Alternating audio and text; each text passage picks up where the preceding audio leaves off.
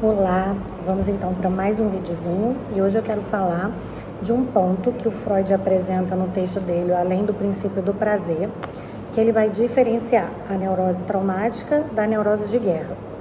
É muito interessante porque apesar do Freud não usar essa nomenclatura nessa época, 1920, quando ele publica esse texto, mas a gente pode pensar muito e usá-lo para tratar sobre a diferença do sintoma neurótico e, por exemplo, da psicossomática.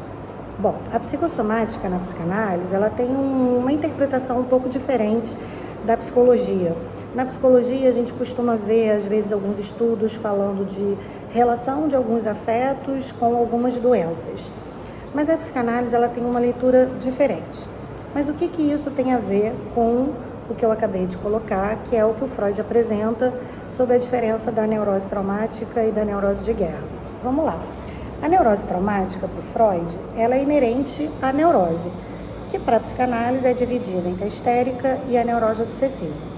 Então, o Freud vai dizer que quando o sujeito ele vai lá se constituindo na sua relação com o grande outro, algumas marcas, alguns registros ficam nesse sujeito e a partir dessas marcas o sujeito vai criando as suas fantasias. E essas fantasias podem provocar sintomas que na histeria seriam os sintomas conversivos, que são os sintomas relacionados ao corpo, e aí nós temos alguns casos do Freud para ilustrar sobre isso. Posso pensar aqui, por exemplo, na Lucy, não sei se vocês já conhecem o caso, que é um caso do Freud, que ela tem alucinações olfativas.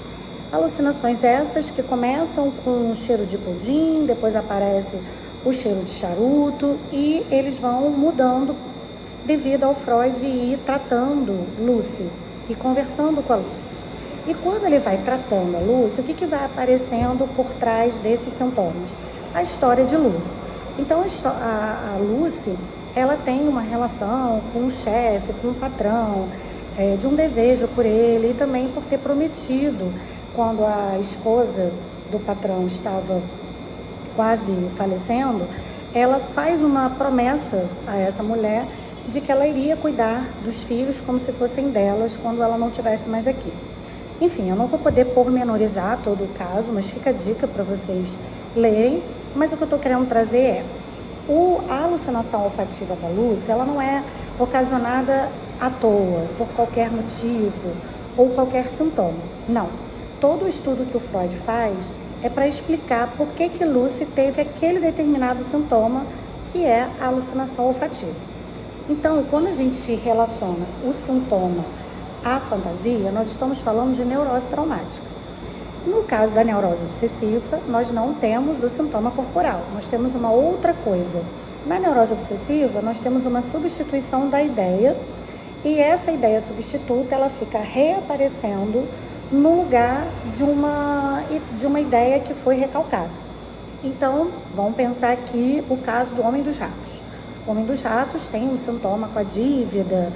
Para quem já leu, sabe que ele quer pagar um óculos e aí ele paga para o tenente A, que precisa repassar para o B, para poder pagar o C. Enfim, ele fica criando uma grande problemática para poder pagar o óculos que ele pede pelo correio, né, que é recebido por essas pessoas, vai meio que passando de mão em mão, e ele entende que para ele poder pagar, esse dinheiro deveria de passar na mão de todas essas pessoas que estão ali relacionadas no contexto. Assim como Lucy, eu não vou poder apresentar todo o caso, mas esse caso é um caso publicado do Freud e que vocês encontram na obra dele. Mas o que eu estou querendo tratar aqui é o Homem dos Ratos, como ele tinha desejo de ocupar o lugar do pai, de matar o pai, que é uma questão muito edípica dos meninos, ele acaba substituindo isso pelos sintomas que ele tem de imaginar a tortura dos ratos como uma punição, como se ele fosse talvez torturado pelo pai quando o pai descobrisse que ele desejava a mãe. Ok. Então, veja bem, desde Lucy e Homem dos Ratos, que são casos clínicos diferentes da neurose, o primeiro a histeria e o segundo a neurose obsessiva, eles estão trazendo neuroses traumáticas. Situações da vida deles na relação com o pai, com mãe, com trabalho, com romances, que eles foram interpretando, entendendo como situações complexas da sua vida e foram recalcando e criando sintomas substitutos. Pois bem, a neurose de guerra, ela é um pouquinho diferente. E por que ela vai se conectar à psicossomática? Nós temos uma separação na psicanálise que quando a gente recebe um paciente que pode ter alguma doença psicossomática, a gente fala que ele é um portador de doença psicossomática. E esse sujeito, normalmente, ele não consegue elaborar tão bem como o Homem dos Ratos, como a Lucy, que eu acabei de explicar, ou seja, relacionar o seu sintoma com alguma situação que ele tenha vivenciado na sua vida. O paciente portador de fenômeno psicossomático, ele costuma tratar o seu sintoma como, isso aqui apareceu, aquilo ali, esse negócio aqui. Ele tem dificuldades de esmiuçar sobre aquele sintoma e qual é o lugar que aquele sintoma tem para ele. E isso é tratado por Freud nesse texto Além do Princípio do Prazer, só que ele vai chamar da neurose de guerra, que eu acabei de colocar para vocês. Por quê? Nesse tempo, o Freud estava percebendo que algumas pessoas, principalmente civis, que voltavam da guerra, eles vinham com esses sintomas, às vezes com paralisias, seja facial, ou seja de algum membro, que não eram explicados por nenhuma lesão causada na guerra.